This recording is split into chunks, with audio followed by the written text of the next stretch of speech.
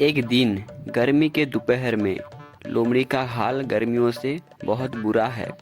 लोमड़ी का पत्नी गर्मियों के दोपहर में सो के मस्त आराम कर रहा था। तभी लोमड़ी आके उनको बोलने लगा।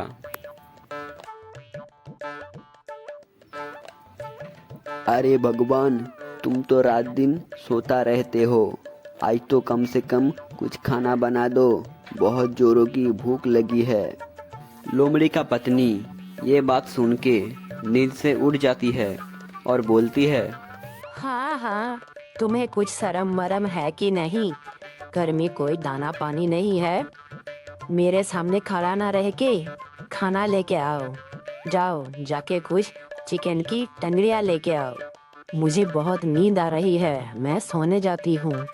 उसके बाद फिर से लोमड़ी का पत्नी सो जाती है। अरे भगवान, सो मत, चलो हम दोनों साथ मिलके खाना ढूंढ के लाते हैं। छोड़ो, इनसे बोल के कोई फायदा नहीं है। मैं अकेला ही खाना ढूंढने के लिए चला जाती हूँ। उसके बाद लोमड़ी खाना ढूंढने के लिए जंगल की तरफ निकल जाती है। जंगल में कुछ देर जाने के बाद उसे एक नदी नज़र आया। अरे, वहाँ पे मुझे एक नदी नज़र आ रही है। शायद मुझे उस नदी के अंदर कुछ मछलियाँ मिल जाए। उसके बाद लोमड़ी जल्दी से उस नदी के पास गया और वो देखा नदी के उस पार बहुत सारा मुर्गी दाना चुग रहा है। अरे बाप रे, नदी के उस पार इतना सारा मुर्गी है, लेकिन मैं नदी के उस पार कैसे जाऊंगा?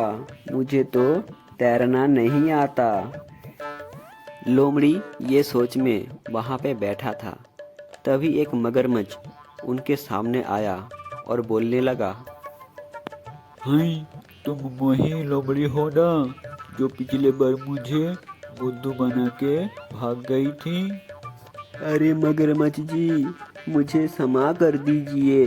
मैं ना पिछली बार आम की लालच में पड़ गई थी, इसीलिए मैं आपको बुद्धू बना दिया।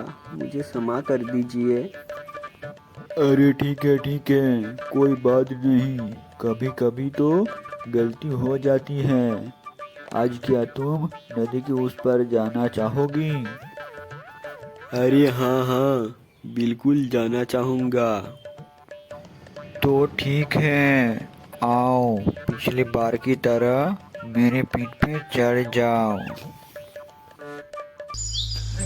उसके बाद लोमड़ी मगरमच्छ के ऊपर चढ़ जाती है और वो दोनों नदी पार होने लग जाती है। कुछ देर में वो दोनों नदी के उस पार चला जाती है। मगरमच्छ जी, मैं तो यहाँ पे कुछ मुर्गियाँ पकड़ूंगा और घर लौट जाऊंगा। अरे ठीक है लोमड़ी भाई, मैं भी तुम्हारी तरह कुछ मुर्गियाँ पकड़ूंगा। फिर वो दोनों मुर्गियाँ पकड़ने के लिए निकल जाती है। उसके बाद से उन दोनों में दोस्तियाँ बहुत ज़्यादा बढ़ जाती हैं।